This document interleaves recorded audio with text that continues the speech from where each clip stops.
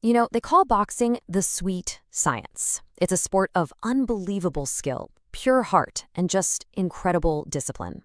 But behind all that glory, there's a much darker side, a brutal reality, a price that sometimes is paid with life itself.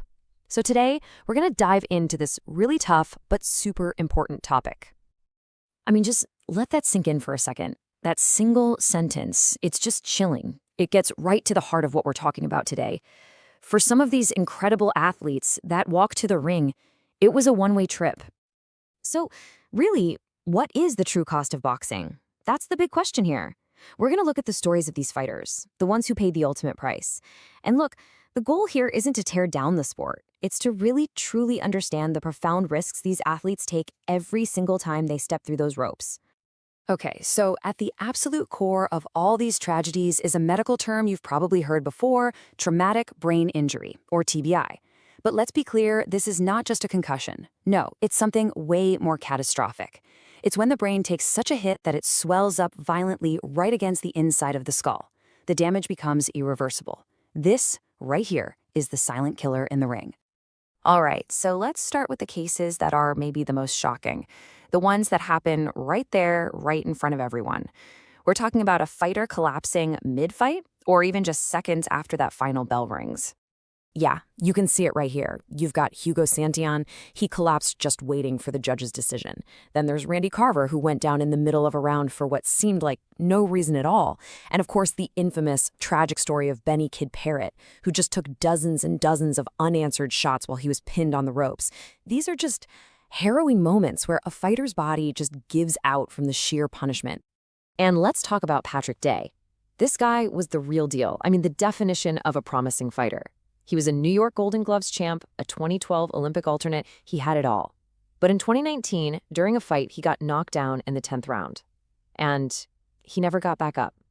He was rushed to the hospital with a severe TBI, and 4 days later, he was gone.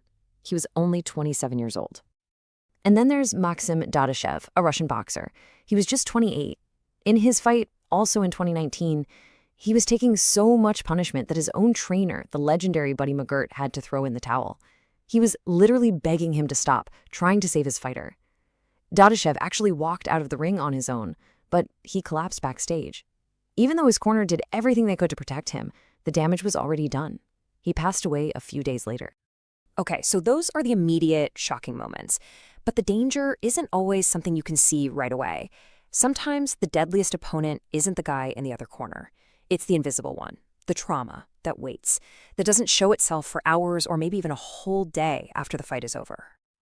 And this, to me, is what's just absolutely terrifying. A fighter can look totally fine. He's walking, he's talking to his team, he even passes the post-fight medical exam. But inside his head, a fatal injury is just silently growing, like a ticking time bomb.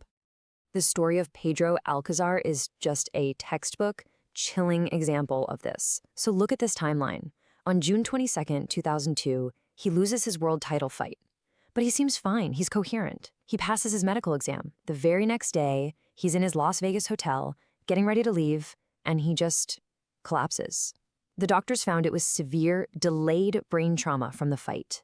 It had been silently taking hold, and it cost him his life. He was only 24. The way these injuries can hide is just, it's horrifying. Think about this. Back in 1963, you have Davey Moore. He finishes his fight, seems okay, and then collapses later in his dressing room. Fast forward decades to 2007, you got Yo Sam Choi.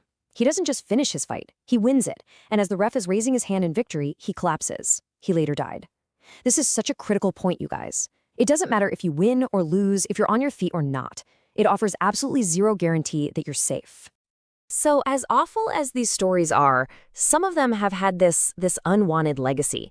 They've actually forced the sport of boxing to look in the mirror, to confront its own dangers, and to make some really crucial changes to protect the fighters. A huge turning point was the death of the South Korean fighter Kim Duk-koo back in 1982. He was in an absolute war with Ray Boom Boom Mancini, a brutal 14-round slugfest. After the fight, Kim collapsed and later died. The public outcry was massive. I mean, it was everywhere. And it was so big that it led to one of the most significant rule changes in modern boxing history. Championship fights were cut from 15 rounds down to 12. That's the standard we still have today, all because of that one tragic night.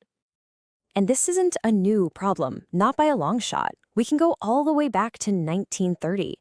A fighter named Frankie Campbell died after a bout with future champ Max Baer. And listen to this, the autopsy showed his brain had literally been knocked loose from his skull.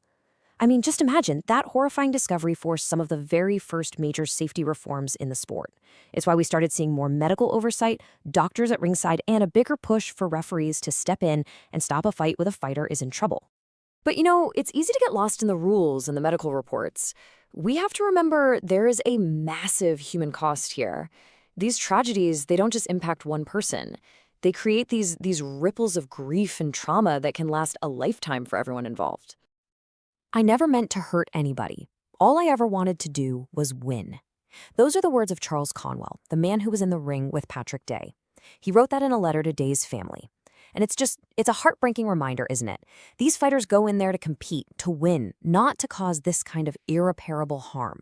The emotional weight that they have to carry after something like this, it's just unimaginable. And this isn't a new thing, this opponent's burden. It's been a part of the sport forever. The great Sugar Ray Robinson, he actually had a dream, a premonition, that he was going to kill his opponent, Jimmy Doyle, in the ring. He tried to cancel the fight, but he was talked into going through with it. And when his nightmare tragically came true, he gave all of his fight earnings to Doyle's family. Now jump forward decades, you have Sergei Kovalev, who was so deeply troubled by the death of his opponent, Roman Simakov, that he later dedicated one of his own title fights to Simakov's memory. It's the same heavy burden, generations apart. And this is maybe the most important thing to remember. These names, they aren't just statistics in a sad list. These were real people with real lives. Ed Sanders, he was a 1952 Olympic gold medalist for the USA, an American hero. Johnny Owen, a beloved local hero over in Wales. They called him the Merthyr Matchstick. Luther McCarty was only 21, but everyone thought he was the next heavyweight champion of the world. And Brad Rannon, he fought his final bout just to make enough money to help his ailing mother. These guys were more than just fighters.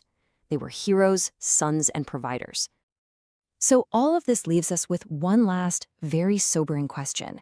With all the new rules, all the medical advancements, in a sport where the entire point is controlled violence, where the goal is to hit your opponent so hard they can't continue, can you ever truly eliminate this ultimate price?